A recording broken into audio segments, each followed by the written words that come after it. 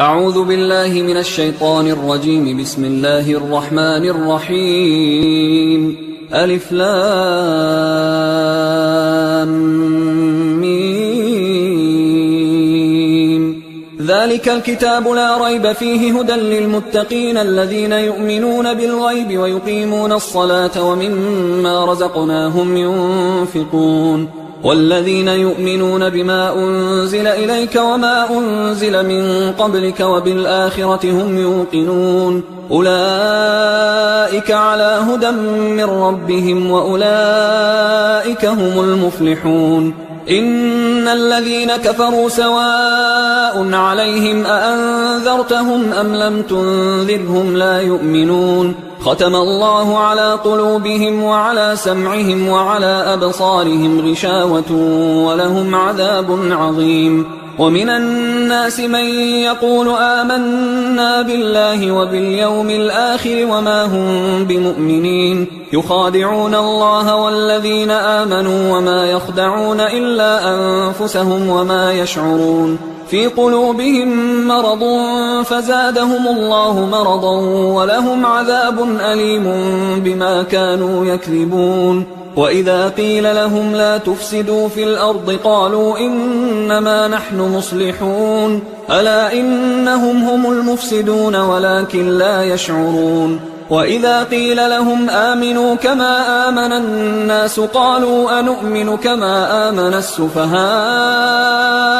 ألا إنهم هم السفهاء ولكن لا يعلمون. وإذا لقوا الذين آمنوا قالوا آمنا وإذا خلوا إلى شياطينهم قالوا إنا معكم إنما نحن مستهزئون. الله يستهزئ بهم ويمدهم في طغيانهم يعمهون. أولئك الذين اشتروا الضلالة بالهدى فما ربحت تجارتهم وما كانوا مهتدين. مثلهم كمثل الذي استوقد نارا فلما أضاءت ما حوله ذهب الله بنورهم وتركهم في ظلمات لا يبصرون. صم بكم عمي فهم لا يرجعون. أو كصيب من السماء فيه ظلمات ورعد وبرق يجعلون أصابعهم في آذانهم من الصواعق حذر الموت والله محيط بالكافرين. يكاد البرق يخطف أبصارهم كلما أضاء لهم مشوا فيه وإذا أظلم عليهم قاموا ولو شاء الله لذهب بسمعهم وأبصارهم إن الله على كل شيء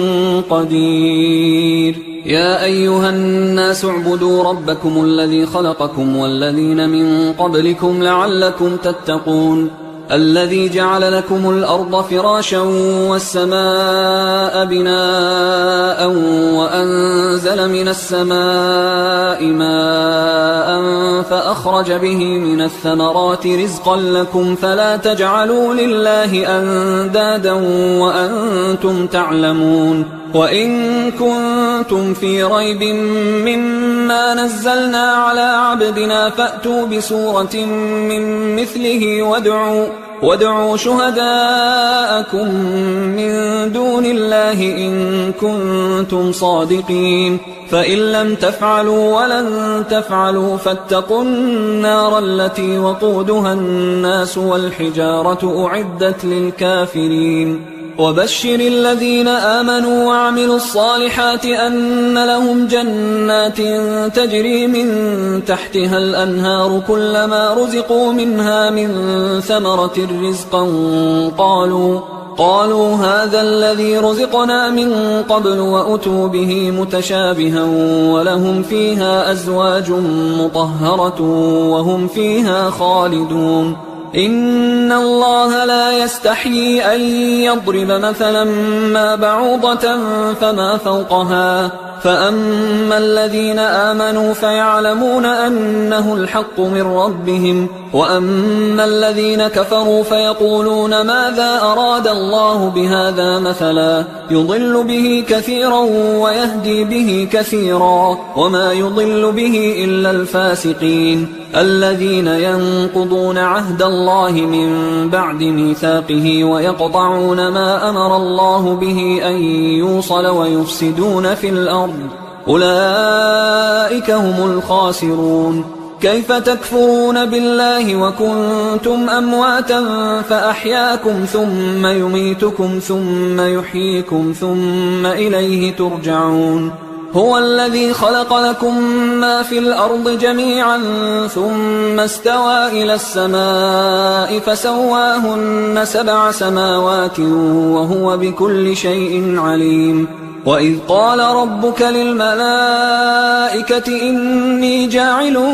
في الأرض خليفة قالوا أتجعل فيها من يفسد فيها ويسفك الدماء ونحن نسبح بحمدك ونقدس لك قال إني أعلم ما لا تعلمون. وعلم آدم الأسماء كلها ثم عرضهم على الملائكة فقال أنبئوني بأسماء هؤلاء إن كنتم صادقين. قالوا سبحانك لا علم لنا إلا ما علمتنا إنك أنت العليم الحكيم. قال يا آدم أنبئهم بأسمائهم فلما أنبأهم بأسمائهم قال ألم أقل لكم إني أعلم غيب السماوات والأرض وأعلم ما تبدون وما كنتم تكتمون. وإذ قلنا للملائكة اسجدوا لآدم فسجدوا إلا إبليس أبى واستكبر وكان من الكافرين. وقلنا يا آدم اسكن أنت وزوجك الجنة وكلا منها رغدا حيث شئتما ولا تقربا هذه الشجرة فتكونا من الظالمين. فأزلهما الشيطان عنها فأخرجهما مما كانا فيه وقلنا اهبطوا بعضكم لبعض عدو ولكم في الأرض مستقر ومتاع إلى حين. فتلقى آدم من ربه كلمات فتاب عليه إنه هو التواب الرحيم. قلنا اهبطوا منها جميعا فإما يأتينكم مني هدى فمن تبع هداي فلا خوف عليهم ولا هم يحزنون. والذين كفروا وكذبوا بآياتنا أولئك أصحاب النار هم فيها خالدون. يا بني إسرائيل اذكروا نعمتي التي أنعمت عليكم وأوفوا بعهدي أوف بعهدكم وإياي فارهبون. وآمنوا بما أنزلت مصدقا لما معكم ولا تكونوا أول كافر به ولا تشتروا بآياتي ثمنا قليلا وإياي فاتقون. ولا تلبسوا الحق بالباطل وتكتموا الحق وأنتم تعلمون. وأقيموا الصلاة وآتوا الزكاة واركعوا مع الراكعين. أتأمرون الناس بالبر وتنسون أنفسكم وأنتم تتلون الكتاب أفلا تعقلون. واستعينوا بالصبر والصلاة وإنها لكبيرة إلا على الخاشعين الذين يظنون أنهم ملاقو ربهم وأنهم إليه راجعون. يا بني إسرائيل اذكروا نعمتي التي أنعمت عليكم وأني فضلتكم على العالمين. واتقوا يوما لا تجزي نفس عن نفس شيئا ولا يقبل منها شفاعة ولا يؤخذ منها عدل ولا هم ينصرون. وإذ نجيناكم من آل فرعون يسومونكم سوء العذاب يذبحون أبناءكم ويستحيون نساءكم وفي ذلكم بلاء من ربكم عظيم. وإذ فرقنا بكم البحر فأنجيناكم وأغرقنا آل فرعون وأنتم تنظرون. وإذ واعدنا موسى 40 ليلة ثم اتخذتم العجل من بعده وأنتم ظالمون. ثم عفونا عنكم من بعد ذلك لعلكم تشكرون وإذ آتينا موسى الكتاب والفرقان لعلكم تهتدون وإذ قال موسى لقومه يا قوم إنكم ظلمتم أنفسكم باتخاذكم العجل فتوبوا إلى بارئكم فاقتلوا أنفسكم ذلكم خير لكم عند بارئكم فتاب عليكم إنه هو التواب الرحيم وإذ قلتم يا موسى لن نؤمن لك حتى نرى الله جهرة فأخذتكم الصاعقة وأنتم تنظرون ثم بعثناكم من بعد موتكم لعلكم تشكرون وظللنا عليكم الغمام وأنزلنا عليكم المن والسلوى كلوا من طيبات ما رزقناكم وما ظلمونا ولكن كانوا أنفسهم يظلمون وإذ قلنا ادخلوا هذه القرية فكلوا منها حيث شئتم رغدا وادخلوا الباب سجدا وقولوا حطة نغفر لكم خطاياكم وسنزيد المحسنين فبدل الذين ظلموا قولا غير الذي قيل لهم فأنزلنا على الذين ظلموا رجزا من السماء بما كانوا يفسقون وإذ استسقى موسى لقومه فقلنا اضرب بعصاك الحجر فانفجرت منه 12 عينا قد علم كل أناس مشربهم كلوا واشربوا من رزق الله ولا تعثوا في الأرض مفسدين وإذ قلتم يا موسى لن نصبر على طعام واحد فادع لنا ربك يخرج لنا مما تنبت الأرض من بقلها وقثائها وفومها وعدسها وبصلها قال أتستبدلون الذي هو أدنى بالذي هو خير اهبطوا مصرا فإن لكم ما سألتم وضربت عليهم الذلة والمسكنة وباءوا بغضب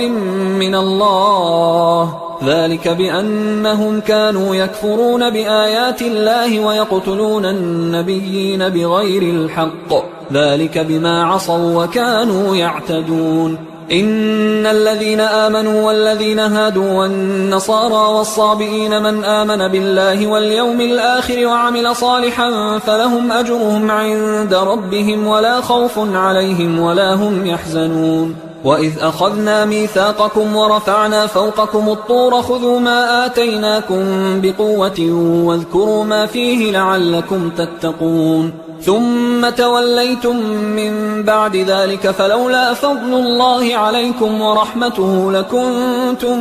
من الخاسرين ولقد علمتم الذين اعتدوا منكم في السبت فقلنا لهم كونوا قردة خاسئين فجعلناها نكالا لما بين يديها وما خلفها وموعظة للمتقين وإذ قال موسى لقومه إن الله يأمركم أن تذبحوا بقرة قالوا أتتخذنا هزوا قال أعوذ بالله أن أكون من الجاهلين قالوا ادع لنا ربك يبين لنا ما هي قال إنه يقول إنها بقرة لا فارض ولا بكر عوان بين ذلك فافعلوا ما تؤمرون قالوا ادع لنا ربك يبين لنا ما لونها قال إنه يقول إنها بقرة صفراء فاقع لونها تسر الناظرين قالوا ادع لنا ربك يبين لنا ما هي إن البقرة شابه علينا وإنا إن شاء الله لمهتدون قال إنه يقول إنها بقرة لا ذلول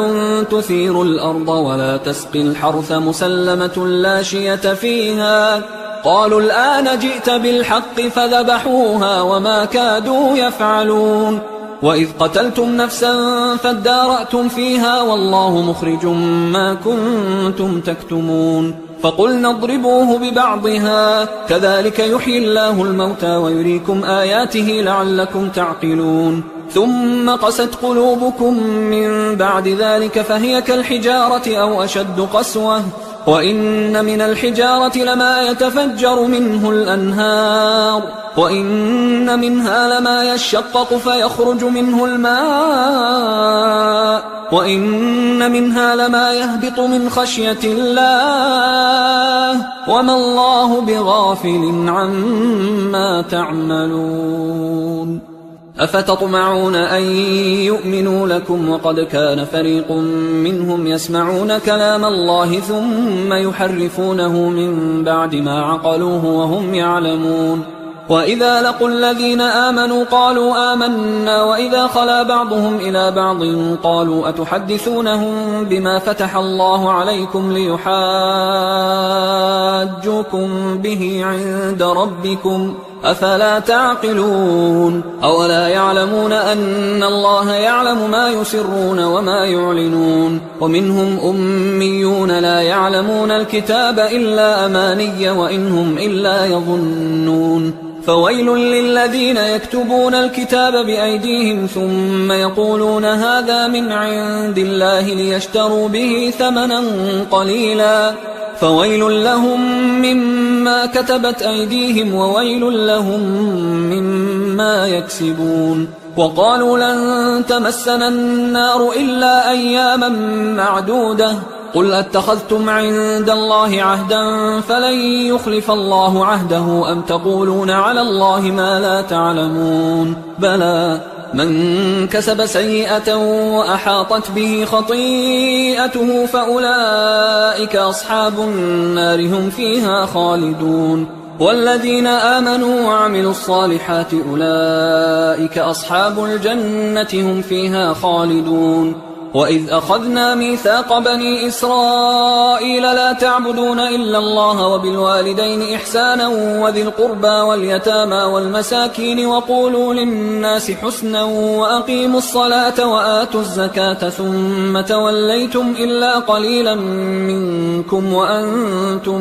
معرضون وإذ أخذنا ميثاقكم لا تسفكون دماءكم ولا تخرجون أنفسكم من دياركم ثم أقررتم وأنتم تشهدون ثم أنتم هؤلاء تقتلون أنفسكم وتخرجون فريقا منكم من ديارهم تظاهرون عليهم بالإثم والعدوان وإن يأتوكم أسارى تفادوهم وهو محرم عليكم إخراجهم أفتؤمنون ببعض الكتاب وتكفرون ببعض فما جزاء من يفعل ذلك منكم إلا خزي في الحياة الدنيا ويوم القيامة يردون إلى أشد العذاب وما الله بغافل عما تعملون أولئك الذين اشتروا الحياة الدنيا بالآخرة فلا يخفف عنهم العذاب ولا هم ينصرون ولقد آتينا موسى الكتاب وقفينا من بعده بالرسل وآتينا عيسى ابن مريم البينات وأيدناه بروح القدس أفكلما جاءكم رسول بما لا تهوى أنفسكم استكبرتم ففريقا كذبتم وفريقا تقتلون وقالوا قلوبنا غلف بل لعنهم الله بكفرهم فقليلا ما يؤمنون ولما جاءهم كتاب من عند الله مصدق لما معهم وكانوا من قبل يستفتحون على الذين كفروا فلما جاءهم ما عرفوا كفروا به فلعنة الله على الكافرين بئس ما اشتروا به أنفسهم أن يكفروا بما أنزل الله بغيا أن ينزل الله من فضله على من يشاء من عباده فباءوا بغضب على غضب وللكافرين عذاب مهين وإذا قيل لهم آمنوا بما أنزل الله قالوا نؤمن بما أنزل علينا ويكفرون بما وراءه وهو الحق مصدقا لما معهم قل فلم تقتلون أنبياء الله من قبل إن كنتم مؤمنين ولقد جاءكم موسى بالبينات ثم اتخذتم العجل من بعده وأنتم ظالمون وإذ أخذنا ميثاقكم ورفعنا فوقكم الطور خذوا ما آتيناكم بقوة واسمعوا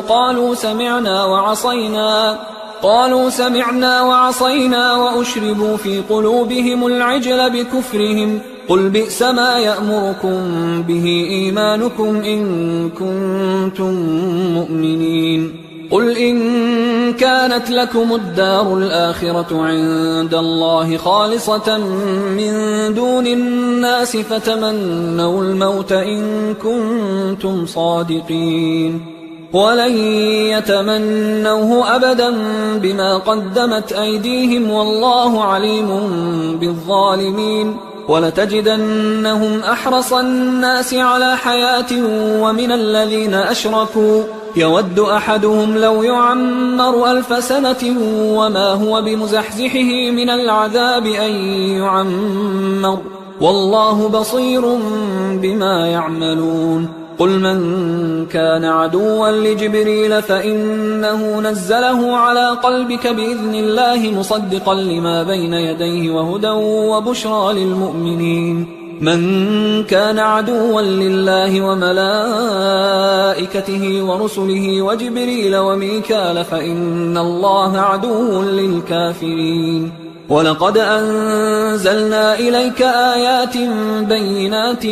وما يكفر بها إلا الفاسقون أوكلما عاهدوا عهدا نبذه فريق منهم بل أكثرهم لا يؤمنون ولما جاءهم رسول من عند الله مصدق لما معهم نبذ فريق من الذين أوتوا الكتاب كتاب الله وراء ظهورهم كأنهم لا يعلمون واتبعوا ما تتلو الشياطين على ملك سليمان وما كفر سليمان ولكن الشياطين كفروا يعلمون الناس السحر وما أنزل على الملكين ببابل هاروت وماروت وما يعلمان من أحد حتى يقولا إنما نحن فتنة فلا تكفر فيتعلمون منهما ما يفرقون به بين المرء وزوجه وما هم بضارين به من أحد إلا بإذن الله ويتعلمون ما يضرهم ولا ينفعهم ولقد علموا لمن اشتراه ما له في الآخرة من خلاق ولبئس ما شروا به أنفسهم لو كانوا يعلمون ولو أنهم آمنوا واتقوا لمثوبة من عند الله خير لو كانوا يعلمون يا أيها الذين آمنوا لا تقولوا راعنا وقولوا انظرنا واسمعوا وللكافرين عذاب أليم ما يود الذين كفروا من أهل الكتاب ولا المشركين أن ينزل عليكم من خير من ربكم والله يختص برحمته من يشاء والله ذو الفضل العظيم ما ننسخ من آية أو ننسها نأت بخير منها أو مثلها ألم تعلم أن الله على كل شيء قدير ألم تعلم أن الله له ملك السماوات والأرض وما لكم من دون الله من ولي ولا نصير أم تريدون أن تسألوا رسولكم كما سئل موسى من قبل ومن يتبدل الكفر بالإيمان فقد ضل سواء السبيل ود كثير من أهل الكتاب لو يردونكم من بعد إيمانكم كفارا حسدا من عند أنفسهم من بعد ما تبين لهم الحق فاعفوا واصفحوا حتى يأتي الله بأمره إن الله على كل شيء قدير وأقيموا الصلاة وآتوا الزكاة وما تقدموا لأنفسكم من خير تجدوه عند الله إن الله بما تعملون بصير وقالوا لن يدخل الجنة إلا من كان هودا أو نصارى تلك أمانيهم قل هاتوا برهانكم إن كنتم صادقين بلى من أسلم وجهه لله وهو محسن فله أجره عند ربه ولا خوف عليهم ولا هم يحزنون وقالت اليهود ليست النصارى على شيء وقالت النصارى ليست اليهود على شيء وهم يتلون الكتاب كذلك قال الذين لا يعلمون مثل قولهم فالله يحكم بينهم يوم القيامة فيما كانوا فيه يختلفون ومن أظلم ممن منع مساجد الله أن يذكر فيها اسمه وسعى في خرابها أولئك ما كان لهم أن يدخلوها إلا خائفين لهم في الدنيا خزي ولهم في الآخرة عذاب عظيم ولله المشرق والمغرب فأينما تولوا فثم وجه الله إن الله واسع عليم وقالوا اتخذ الله ولدا سبحانه بل له ما في السماوات والأرض كل له قانتون بديع السماوات والأرض وإذا قضى أمرا فإنما يقول له كن فيكون وقال الذين لا يعلمون لولا يكلمنا الله أو تأتينا آية كذلك قال الذين من قبلهم مثل قولهم تشابهت قلوبهم قد بينا الآيات لقوم يوقنون إنا أرسلناك بالحق بشيرا ونذيرا ولا تسأل عن أصحاب الجحيم ولن ترضى عنك اليهود ولا النصارى حتى تتبع ملتهم قل إن هدى الله هو الهدى ولئن اتبعت أهواءهم بعد الذي جاءك من العلم ما لك من الله من ولي ولا نصير الذين آتيناهم الكتاب يتلونه حق تلاوته أولئك يؤمنون به ومن يكفر به فأولئك هم الخاسرون يا بني إسرائيل اذكروا نعمتي التي أنعمت عليكم وأني فضلتكم على العالمين واتقوا يوما لا تجزي نفس عن نفس شيئا ولا يقبل منها عدل ولا تنفعها شفاعة ولا هم ينصرون وإذ ابتلى إبراهيم ربه بكلمات فأتمهن قال إني جاعلك للناس إماما قال ومن ذريتي قال لا ينال عهد الظالمين وإذ جعلنا البيت مثابة للناس وأمنا واتخذوا من مقام إبراهيم مصلى وعهدنا إلى إبراهيم وإسماعيل أن طهرا بيتي للطائفين والعاكفين والركع السجود وإذ قال إبراهيم رب اجعل هذا بلدا آمنا وارزق أهله من الثمرات من آمن منهم بالله واليوم الآخر قال ومن كفر فأمتعه قليلا ثم أضطره إلى عذاب النار وبئس المصير وإذ يرفع إبراهيم القواعد من البيت وإسماعيل ربنا تقبل منا إنك أنت السميع العليم ربنا وجعلنا مسلمين لك ومن ذريتنا أمة مسلمة لك وأرنا مناسكنا وتب علينا إنك أنت التواب الرحيم ربنا وابعث فيهم رسولا منهم يتلو عليهم آياتك ويعلمهم الكتاب والحكمة ويزكيهم إنك أنت العزيز الحكيم ومن يرغب عن ملة إبراهيم إلا من سفه نفسه ولقد اصطفيناه في الدنيا وإنه في الآخرة لمن الصالحين إذ قال له ربه أسلم قال أسلمت لرب العالمين. ووصى بها إبراهيم بنيه ويعقوب يا بني إن الله اصطفى لكم الدين فلا تموتن إلا وأنتم مسلمون. أم كنتم شهداء إذ حضر يعقوب الموت إذ قال لبنيه ما تعبدون من بعدي قالوا نعبد إلهك وإله آبائك إبراهيم وإسماعيل وإسحاق إلها واحدا ونحن له مسلمون. تلك أمة قد خلت لها ما كسبت ولكم ما كسبتم ولا تسألون عما كانوا يعملون. وقالوا كونوا هودا أو نصارى تهتدوا قل بل ملة إبراهيم حنيفا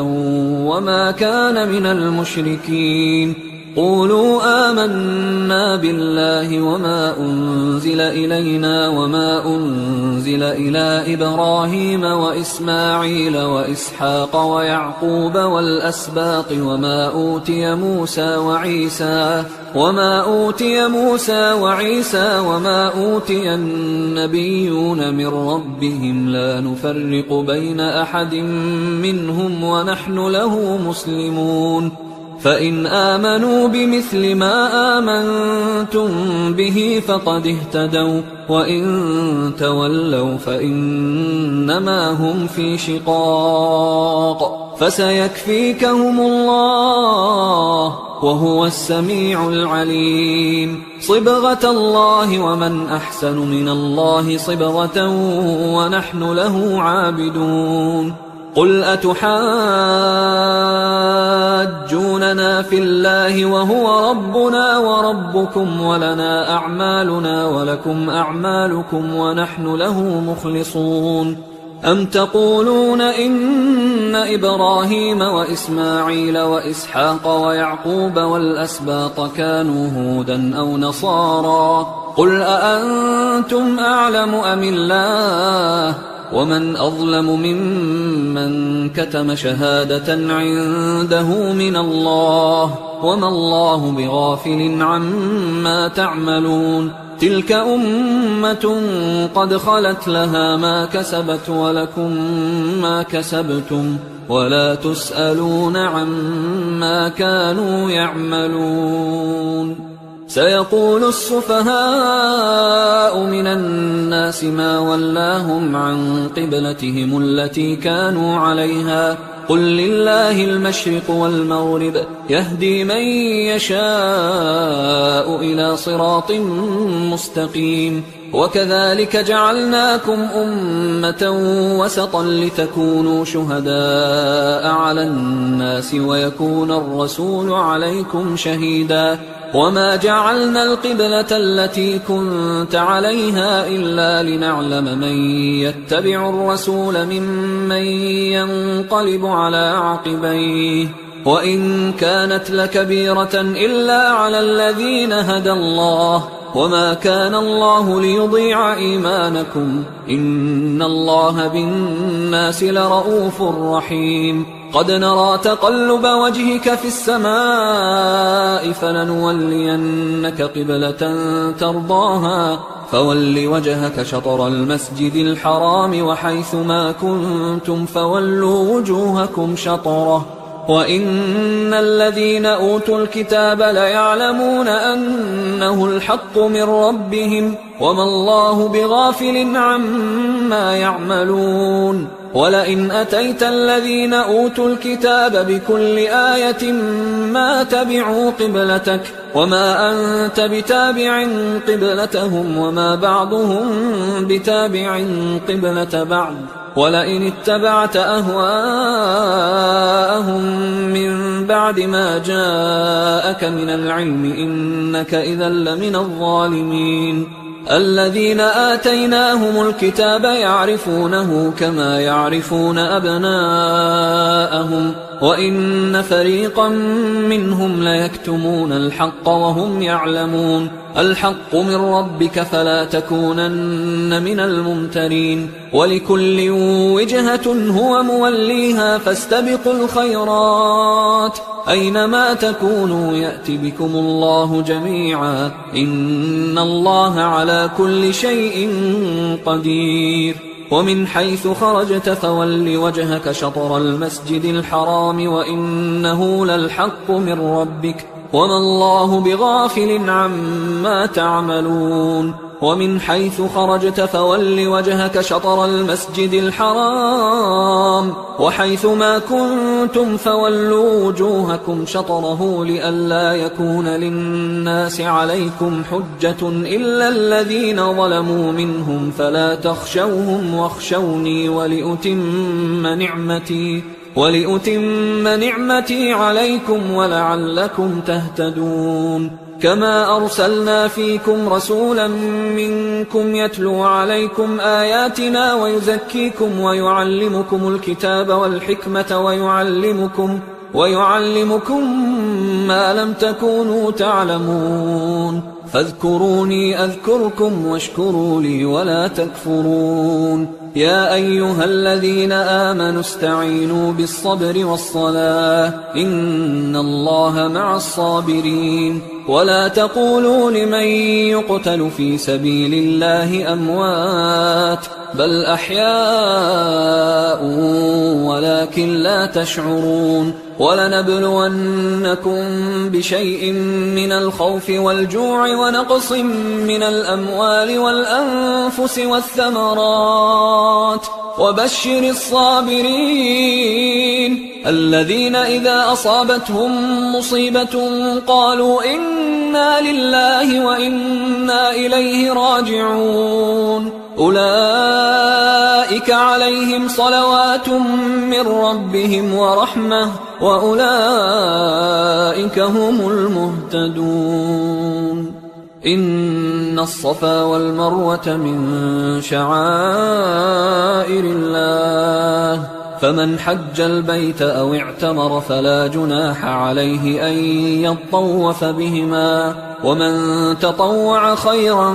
فإن الله شاكر عليم إن الذين يكتمون ما أنزلنا من البينات والهدى من بعد ما بيناه للناس في الكتاب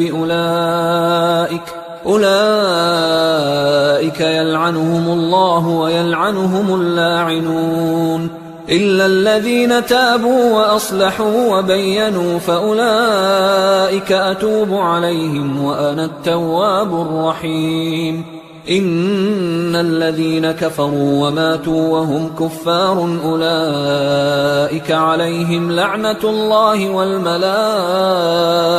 والناس أجمعين خالدين فيها لا يخفف عنهم العذاب ولا هم ينظرون وإلهكم إله واحد لا إله إلا هو الرحمن الرحيم إن في خلق السماوات والأرض واختلاف الليل والنهار والفلك التي تجري في البحر بما ينفع الناس وما أنزل الله من السماء من ماء فأحيا به الأرض بعد موتها وبث فيها من كل دابة وتصريف الرياح والسحاب المسخر بين السماء والأرض لآيات لقوم يعقلون ومن الناس من يتخذ من دون الله أندادا يحبونهم كحب الله والذين آمنوا أشد حبا لله ولو يرى الذين ظلموا إذ يرون العذاب أن القوة لله جميعا وأن الله شديد العذاب إذ تبرأ الذين اتبعوا من الذين اتبعوا ورأوا العذاب وتقطعت بهم الأسباب وقال الذين اتبعوا لو أن لنا كرة فنتبرأ منهم كما تبرأوا منا كذلك يريهم الله أعمالهم حسرات عليهم وما هم بخارجين من النار يا أيها الناس كلوا مما في الأرض حلالا طيبا ولا تتبعوا خطوات الشيطان إنه لكم عدو مبين إنما يأمركم بالسوء والفحشاء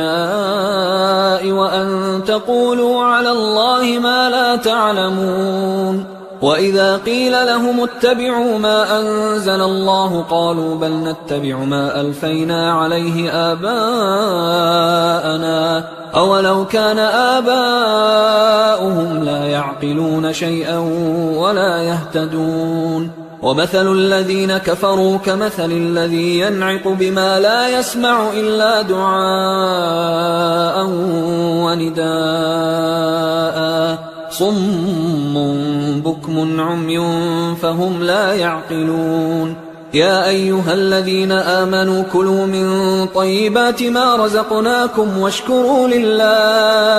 واشكروا لله إن كنتم إياه تعبدون إنما حرم عليكم الميتة والدم ولحم الخنزير وما أهل به لغير الله فمن اضطر غير باغ ولا عاد فلا إثم عليه إن الله غفور رحيم إن الذين يكتمون ما أنزل الله من الكتاب ويشترون به ثمنا قليلا أولئك ما يأكلون في بطونهم إلا النار ولا يكلمهم الله يوم القيامة ولا يزكيهم ولهم عذاب أليم أولئك الذين اشتروا الضلالة بالهدى والعذاب بالمغفرة فما أصبرهم على النار ذلك بأن الله نزل الكتاب بالحق وإن الذين اختلفوا في الكتاب لفي شقاق بعيد ليس البر أن تولوا وجوهكم قبل المشرق والمغرب ولكن البر من آمن بالله واليوم الآخر والملائكة والكتاب والنبيين وآتى المال على حبه ذوي القربى واليتامى والمساكين وابن السبيل والسائلين وفي الرقاب وأقام الصلاة وآتى الزكاة والموفون بعهدهم إذا عاهدوا والصابرين في البأساء والضراء وحين البأس أولئك الذين صدقوا وأولئك هم المتقون يا أيها الذين آمنوا كتب عليكم القصاص في القتلى الحر بالحر والعبد بالعبد والأنثى بالأنثى فمن عفي له من أخيه شيء فاتباع بالمعروف وأداء إليه بإحسان ذلك تخفيف من ربكم ورحمة فمن اعتدى بعد ذلك فله عذاب أليم ولكم في القصاص حياة يا أولي الألباب لعلكم تتقون كتب عليكم إذا حضر أحدكم الموت إن ترك خيرا الوصية للوالدين والأقربين بالمعروف حقا على المتقين فمن بدله بعدما سمعه فإنما إثمه على الذين يبدلونه إن الله سميع عليم فمن خاف من موص جنفا أو إثما فأصلح بينهم فلا إثم عليه إن الله غفور رحيم. يا أيها الذين آمنوا كتب عليكم الصيام كما كتب على الذين من قبلكم لعلكم تتقون أياما معدودات، فمن كان منكم مريضا أو على سفر فعدة من أيام أخر، وعلى الذين يطيقونه فدية طعام مسكين، فمن تطوع خيرا فهو خير له، وأن تصوموا خير لكم إن كنتم تعلمون. شهر رمضان الذي أنزل فيه القرآن هدى للناس وبينات من الهدى والفرقان، فمن شهد منكم الشهر فليصم، ومن كان مريضا أو على سفر فعدة من أيام أخر، يريد الله بكم اليسر ولا يريد بكم العسر ولتكملوا العدة ولتكبروا الله على ما هداكم ولعلكم تشكرون. وإذا سألك عبادي عني فإني قريب أجيب دعوة الداع إذا دعان، فليستجيبوا لي وليؤمنوا بي لعلهم يرشدون. أحل لكم ليلة الصيام الرفث إلى نسائكم هن لباس لكم وأنتم لباس لهن، علم الله أنكم كنتم تختانون أنفسكم فتاب عليكم وعفى عنكم، فالآن باشروهن وابتغوا ما كتب الله لكم، وكلوا واشربوا حتى يتبين لكم الخيط الأبيض من الخيط الأسود من الفجر، ثم أتموا الصيام إلى الليل، ولا تباشروهن وأنتم عاكفون في المساجد، تلك حدود الله فلا تقربوها، كذلك يبين الله آياته للناس لعلهم يتقون. ولا تأكلوا أموالكم بينكم بالباطل وتدلوا بها إلى الحكام لتأكلوا فريقا من أموال الناس بالإثم وأنتم تعلمون. يسألونك عن الأهلة قل هي مواقيت للناس والحج، وليس البر بأن تأتوا البيوت من ظهورها ولكن البر من اتقى، وأتوا البيوت من أبوابها واتقوا الله لعلكم تفلحون. وقاتلوا في سبيل الله الذين يقاتلونكم ولا تعتدوا إن الله لا يحب المعتدين. وَاقْتُلُوهُمْ حَيْثُ ثَقِفْتُمُوهُمْ وَأَخْرِجُوهُمْ مِنْ حَيْثُ أَخْرَجُوكُمْ وَالْفِتْنَةُ أَشَدُّ مِنَ الْقَتْلِ وَلَا تُقَاتِلُوهُمْ عِندَ الْمَسْجِدِ الْحَرَامِ حَتَّى يُقَاتِلُوكُمْ فِيهِ فَإِنْ قَاتَلُوكُمْ فَاقْتُلُوهُمْ كَذَلِكَ جَزَاءُ الْكَافِرِينَ فَإِنِ انْتَهَوْا فَإِنَّ اللَّهَ غَفُورٌ رَحِيمٌ. وقاتلوهم حتى لا تكون فتنة ويكون الدين لله، فإن انتهوا فلا عدوان إلا على الظالمين. الشهر الحرام بالشهر الحرام والحرمات قصاص، فمن اعتدى عليكم فاعتدوا عليه بمثل ما اعتدى عليكم، واتقوا الله واعلموا أن الله مع المتقين. وأنفقوا في سبيل الله ولا تلقوا بأيديكم إلى التهلكة وأحسنوا إن الله يحب المحسنين. وأتموا الحج والعمرة لله، فإن أحصرتم فما استيسر من الهدي، ولا تحلقوا رؤوسكم حتى يبلغ الهدي محله، فمن كان منكم مريضا أو به أذى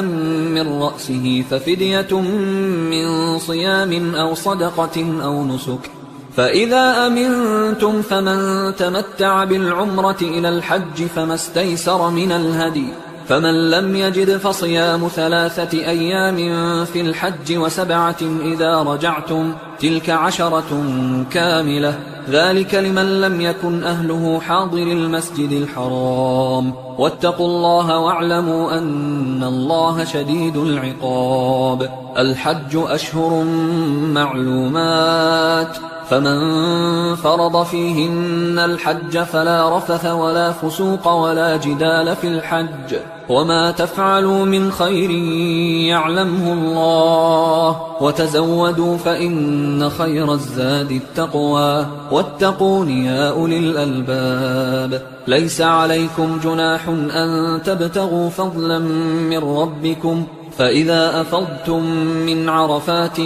فاذكروا الله عند المشعر الحرام واذكروه كما هداكم وإن كنتم من قبله لمن الضالين. ثم أفيضوا من حيث أفاض الناس واستغفروا الله إن الله غفور رحيم. فإذا قضيتم مناسككم فاذكروا الله كذكركم آباءكم أو أشد ذكرا. فمن الناس من يقول ربنا آتنا في الدنيا وما له في الآخرة من خلاق، ومنهم من يقول ربنا آتنا في الدنيا حسنة وفي الآخرة حسنة وقنا عذاب النار. أولئك لهم نصيب مما كسبوا والله سريع الحساب. واذكروا الله في أيام معدودات، فمن تعجل في يومين فلا إثم عليه ومن تأخر فلا إثم عليه لمن اتقى. واتقوا الله واعلموا أنكم إليه تحشرون. ومن الناس من يعجبك قوله في الحياة الدنيا ويشهد الله على ما في قلبه وهو ألد الخصام. وإذا تولى سعى في الأرض ليفسد فيها ويهلك الحرث والنسل والله لا يحب الفساد. وإذا قيل له اتق الله أخذته العزة بالإثم فحسبه جهنم ولبئس المهاد. ومن الناس من يشري نفسه ابتغاء مرضات الله والله رؤوف بالعباد. يا أيها الذين آمنوا ادخلوا في السلم كافة ولا تتبعوا خطوات الشيطان إنه لكم عدو مبين. فإن زللتم من بعد ما جاءتكم البينات فاعلموا أن الله عزيز حكيم. هل ينظرون إلا أن يأتيهم الله في ظلل من الغمام والملائكة وقضي الأمر وإلى الله ترجع الأمور. سل بني إسرائيل كم آتيناهم من آية بينة ومن يبدل نعمة الله من بعد ما جاءته فإن الله شديد العقاب. زين للذين كفروا الحياة الدنيا ويسخرون من الذين آمنوا والذين اتقوا فوقهم يوم القيامة والله يرزق من يشاء بغير حساب. كان الناس أمة واحدة فبعث الله النبيين مبشرين ومنذرين وأنزل معهم الكتاب بالحق ليحكم بين الناس فيما اختلفوا فيه وما اختلف فيه إلا الذين أوتوه من بعد ما جاءتهم البينات بغيا بينهم فهدى الله الذين آمنوا لما اختلفوا فيه من الحق بإذنه والله يهدي من يشاء إلى صراط مستقيم. أم حسبتم أن تدخلوا الجنة ولما يأتكم مثل الذين خلوا من قبلكم مستهم البأساء والضراء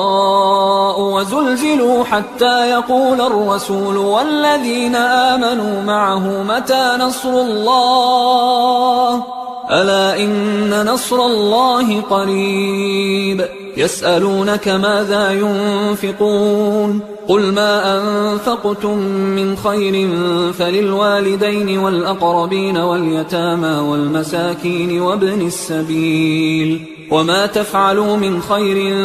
فإن الله به عليم كتب عليكم القتال وهو كره لكم وعسى أن تكرهوا شيئا وهو خير لكم وعسى أن تحبوا شيئا وهو شر لكم والله يعلم وأنتم لا تعلمون يسألونك عن الشهر الحرام قتال فيه قل قتال فيه كبير وصد عن سبيل الله وكفر به والمسجد الحرام وإخراج أهله منه أكبر عند الله والفتنة أكبر من القتل ولا يزالون يقاتلونكم حتى يردوكم عن دينكم إن استطاعوا ومن يرتدد منكم عن دينه فيمت وهو كافر فأولئك حبطت أعمالهم في الدنيا والآخرة وأولئك أصحاب النار هم فيها خالدون إن الذين آمنوا والذين هاجروا وجاهدوا في سبيل الله أولئك يرجون رحمة الله والله غفور رحيم يسألونك عن الخمر والميسر قل فيهما إثم كبير ومنافع للناس وإثمهما أكبر من نفعهما ويسألونك ماذا ينفقون قل العفو كذلك يبين الله لكم الآيات لعلكم تتفكرون في الدنيا والآخرة ويسألونك عن اليتامى قل إصلاح لهم خير وإن تخالطوهم فإخوانكم والله يعلم المفسد من المصلح ولو شاء الله لأعنتكم إن الله عزيز حكيم ولا تنكحوا المشركات حتى يؤمن ولأمة مؤمنة خير من مشركة ولو أعجبتكم ولا تنكحوا المشركين حتى يؤمنوا ولعبد مؤمن خير من مشرك ولو أعجبكم أولئك يدعون إلى النار والله يدعو إلى الجنة والمغفرة بإذنه ويبين آياته للناس لعلهم يتذكرون ويسألونك عن المحيض قل هو أذى فاعتزلوا النساء في المحيض ولا تقربوهن حتى يطهرن فإذا تطهرن فأتوهن من حيث أمركم الله إن الله يحب التوابين ويحب المتطهرين نساؤكم حرث لكم فأتوا حرثكم أنى شئتم وقدموا لأنفسكم واتقوا الله واعلموا أنكم ملاقوه وبشر المؤمنين ولا تجعلوا الله عرضة لأيمانكم أن تبروا وتتقوا وتصلحوا بين الناس والله سميع عليم لا يؤاخذكم الله باللغو في أيمانكم ولكن يؤاخذكم بما كسبت قلوبكم والله غفور حليم للذين يؤلون من نسائهم تربص 4 أشهر فإن فاءوا فإن الله غفور رحيم وإن عزموا الطلاق فإن الله سميع عليم والمطلقات يتربصن بأنفسهن 3 قروء ولا يحل لهن أن يكتمن ما خلق الله في أرحامهن إن كن يؤمن بالله واليوم الآخر وبعولتهن أحق بردهن في ذلك إن أرادوا إصلاحا ولهن مثل الذي عليهن بالمعروف وللرجال عليهن درجة والله عزيز حكيم الطلاق 2 فإمساك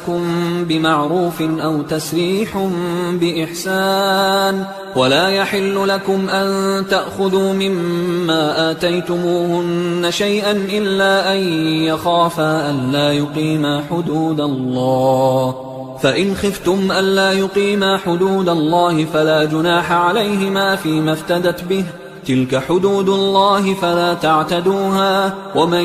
يتعد حدود الله فأولئك هم الظالمون فإن طلقها فلا تحل له من بعد حتى تنكح زوجا غيره فإن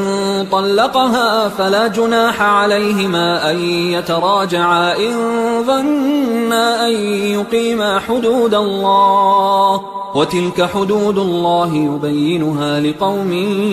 يعلمون وإذا طلقتم النساء فبلغن أجلهن فأمسكوهن بمعروف أو سرحوهن بمعروف ولا تمسكوهن ضرارا لتعتدوا ومن يفعل ذلك فقد ظلم نفسه ولا تتخذوا آيات الله هزوا واذكروا نعمة الله عليكم وما أنزل عليكم من الكتاب والحكمة يعظكم به واتقوا الله واعلموا أن الله بكل شيء عليم وإذا طلقتم النساء فبلغن أجلهن فلا تعضلوهن أن ينكحن أزواجهن إذا تراضوا بينهم بالمعروف ذلك يوعظ به من كان منكم يؤمن بالله واليوم الآخر ذلكم أزكى لكم وأطهر والله يعلم وأنتم لا تعلمون والوالدات يرضعن أولادهن حولين كاملين لمن أراد أن يتم الرضاعة وعلى المولود له رزقهن وكسوتهن بالمعروف لا تكلف نفس إلا وسعها لا تضار والدة بولدها ولا مولود له بولده وعلى الوارث مثل ذلك فإن أرادا فصالا عن تراض منهما وتشاور فلا جناح عليهما وإن أردتم أن تسترضعوا أولادكم فلا جناح عليكم إذا سلمتم ما آتيتم بالمعروف واتقوا الله واعلموا أن الله بما تعملون بصير والذين يتوفون منكم ويذرون أزواجا يتربصن بأنفسهن 4 أشهر وعشرا فإذا بلغن أجلهن فلا جناح عليكم فيما فعلن في أنفسهن بالمعروف والله بما تعملون خبير ولا جناح عليكم فيما عرضتم به من خطبة النساء أو أكننتم في أنفسكم علم الله أنكم ستذكرونهن ولكن لا تواعدوهن سرا إلا أن تقولوا قولا معروفا ولا تعزموا عقدة النكاح حتى يبلغ الكتاب أجله واعلموا أن الله يعلم ما في أنفسكم فاحذروه واعلموا أن الله غفور حليم لا جناح عليكم إن طلقتم النساء ما لم تمسوهن أو تفرضوا لهن فريضة ومتعوهن على الموسع قدره وعلى المقتر قدره متاعا بالمعروف حقا على المحسنين وإن طلقتموهن من قبل أن تمسوهن وقد فرضتم لهن فريضة فنصف ما فرضتم إلا أن يعفون أو يعفو الذي بيده عقدة النكاح وأن تعفوا أقرب للتقوى ولا تنسوا الفضل بينكم إن الله بما تعملون بصير حافظوا على الصلوات والصلاة الوسطى وقوموا لله قانتين فإن خفتم فرجالا أو ركبانا فإذا أمنتم فاذكروا الله كما علمكم ما لم تكونوا تعلمون والذين يتوفون منكم ويذرون أزواجا وصية لأزواجهم متاعا إلى الحول غير إخراج فإن خرجن فلا جناح عليكم فيما فعلن في أنفسهن من معروف والله عزيز حكيم وللمطلقات متاع بالمعروف حقا على المتقين كذلك يبين الله لكم آياته لعلكم تعقلون ألم تر إلى الذين خرجوا من ديارهم وهم ألوف حذر الموت فقال لهم الله موتوا ثم أحياهم إن الله لذو فضل على الناس ولكن أكثر الناس لا يشكرون وقاتلوا في سبيل الله واعلموا أن الله سميع عليم من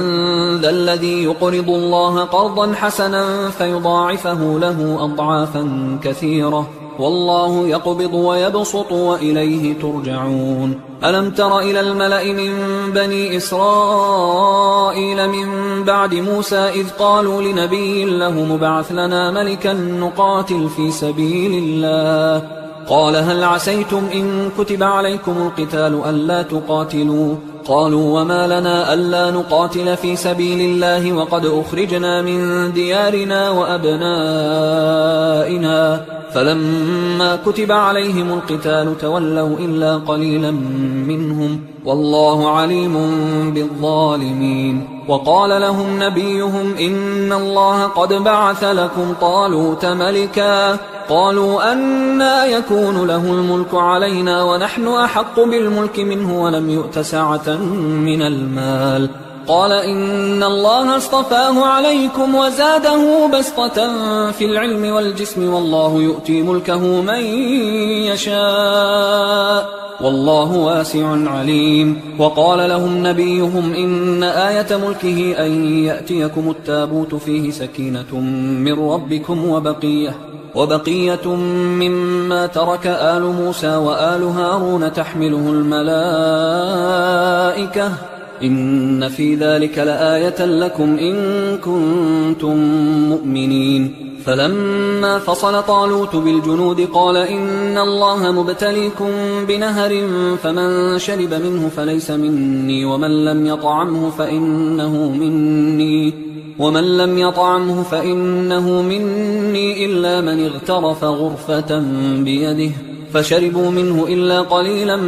منهم فلما جاوزه هو والذين آمنوا معه قالوا لا طاقة لنا اليوم بجالوت وجنوده قال الذين يظنون أنهم ملاقوا الله كم من فئة قليلة غلبت فئة كثيرة بإذن الله والله مع الصابرين ولما برزوا لجالوت وجنوده قالوا ربنا أفرغ علينا صبرا وثبت أقدامنا وانصرنا على القوم الكافرين فهزموهم بإذن الله وقتل داود جالوت وآتاه الله الملك والحكمة وعلمه مما يشاء ولولا دفع الله الناس بعضهم ببعض لفسدت الأرض ولكن الله ذو فضل على العالمين تلك آيات الله نتلوها عليك بالحق وإنك لمن المرسلين تلك الرسل فضلنا بعضهم على بعض منهم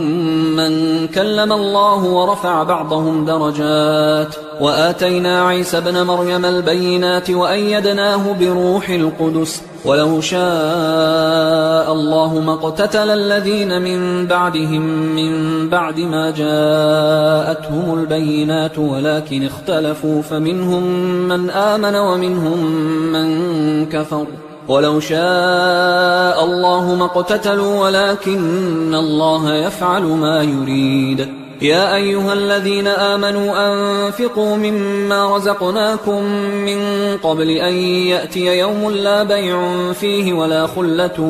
ولا شفاعة والكافرون هم الظالمون الله لا إله إلا هو الحي القيوم لا تأخذه سنة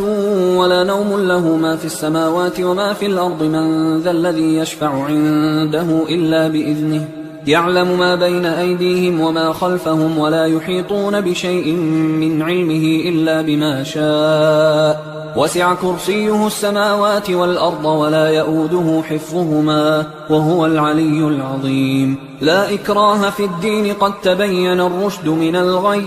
فمن يكفر بالطاغوت ويؤمن بالله فقد استمسك بالعروة الوثقى لا انفصام لها والله سميع عليم الله ولي الذين آمنوا يخرجهم من الظلمات إلى النور والذين كفروا أولياؤهم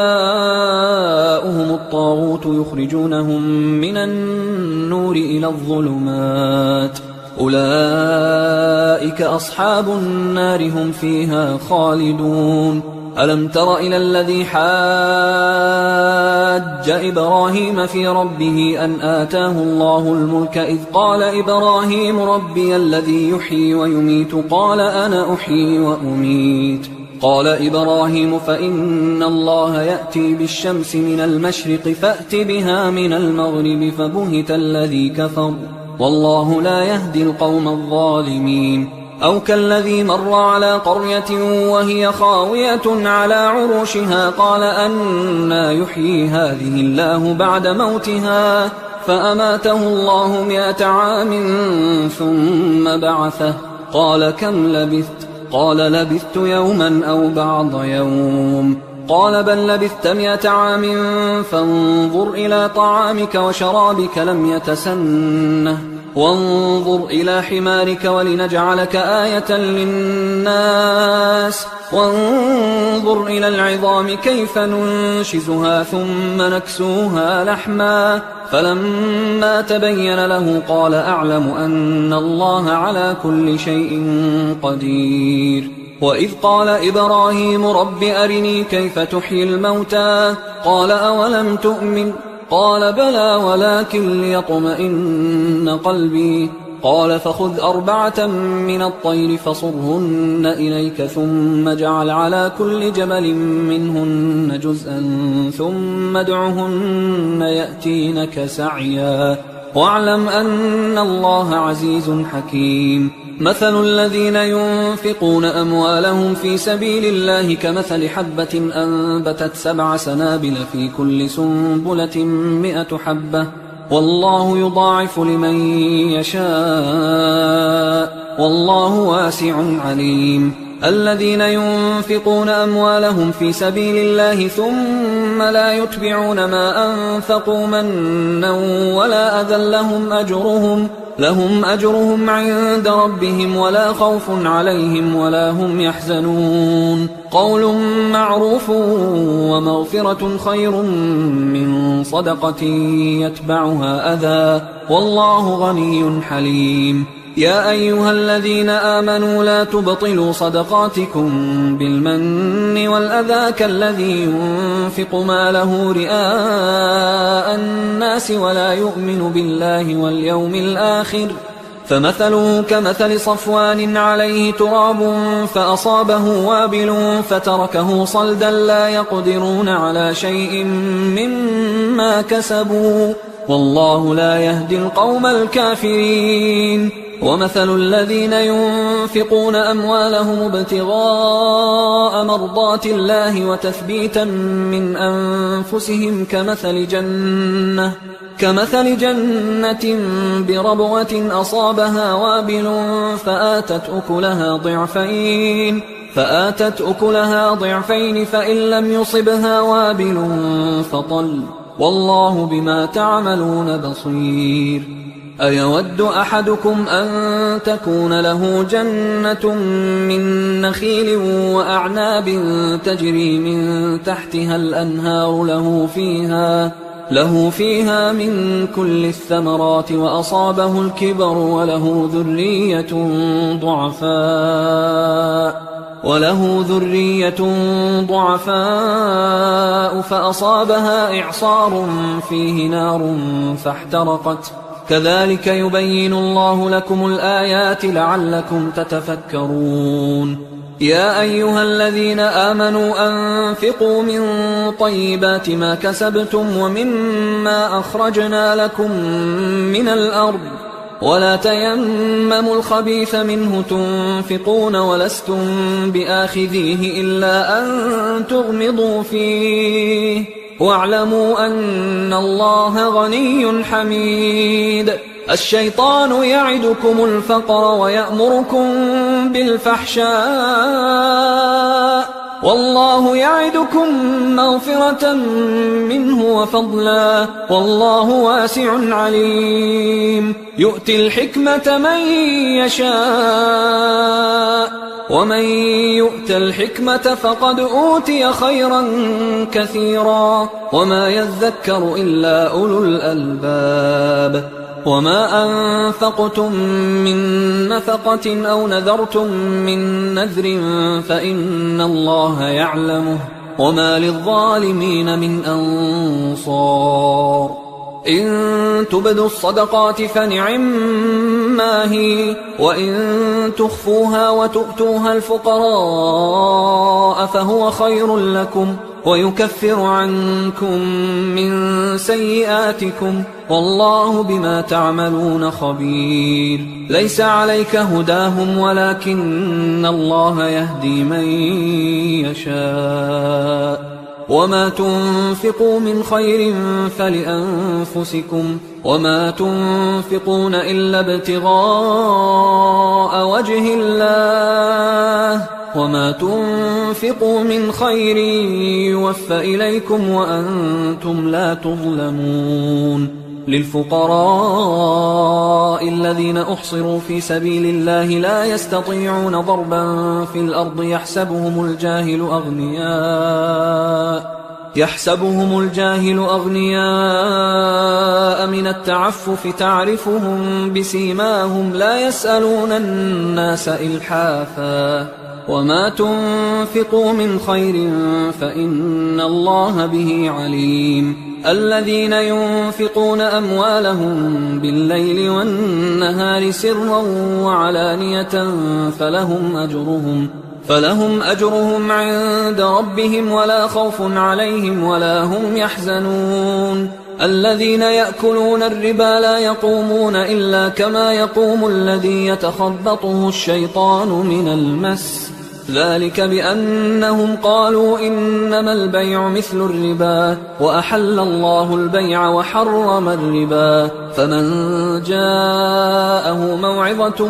من ربه فانتهى فله ما سلف وأمره إلى الله ومن عاد فأولئك أصحاب النار هم فيها خالدون يمحق الله الربا ويربي الصدقات والله لا يحب كل كفار أثيم إن الذين آمنوا وعملوا الصالحات وأقاموا الصلاة وآتوا الزكاة لهم أجرهم عند ربهم ولا خوف عليهم ولا هم يحزنون يا أيها الذين آمنوا اتقوا الله وذروا ما بقي من الربا إن كنتم مؤمنين فإن لم تفعلوا فأذنوا بحرب من الله ورسوله وإن تبتم فلكم رؤوس أموالكم لا تظلمون ولا تظلمون وإن كان ذو عسرة فنظرة إلى ميسرة وأن تصدقوا خير لكم إن كنتم تعلمون واتقوا يوما ترجعون فيه إلى الله ثم توفى كل نفس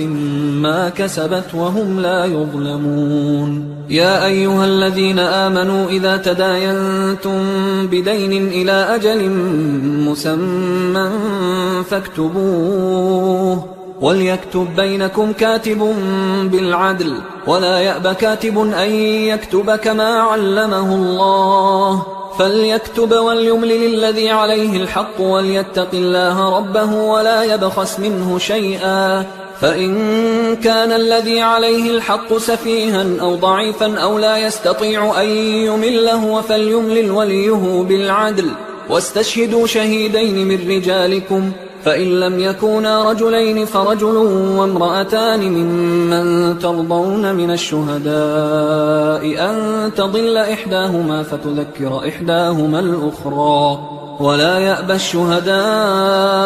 إذا ما دعوا ولا تسأموا أن تكتبوه صغيرا أو كبيرا إلى أجله ذلكم أقسط عند الله وأقوم للشهادة وأدنى أن لا ترتابوا إلا أن تكون تجارة حاضرة تديرونها بينكم فليس عليكم جناح ألا تكتبوها وأشهدوا إذا تبايعتم ولا يضار كاتب ولا شهيد وإن تفعلوا فإنه فسوق بكم واتقوا الله ويعلمكم الله والله بكل شيء عليم وإن كنتم على سفر ولم تجدوا كاتبا فرهان مقبوضة، فإن أمن بعضكم بعضا فليؤدي الذي اؤتمن أمانته وليتق الله ربه ولا تكتموا الشهادة، ومن يكتمها فإنه آثم قلبه والله بما تعملون عليم. لله ما في السماوات وما في الأرض، وإن تبدوا ما في أنفسكم أو تخفوه يحاسبكم به الله فيغفر لمن يشاء ويعذب من يشاء والله على كل شيء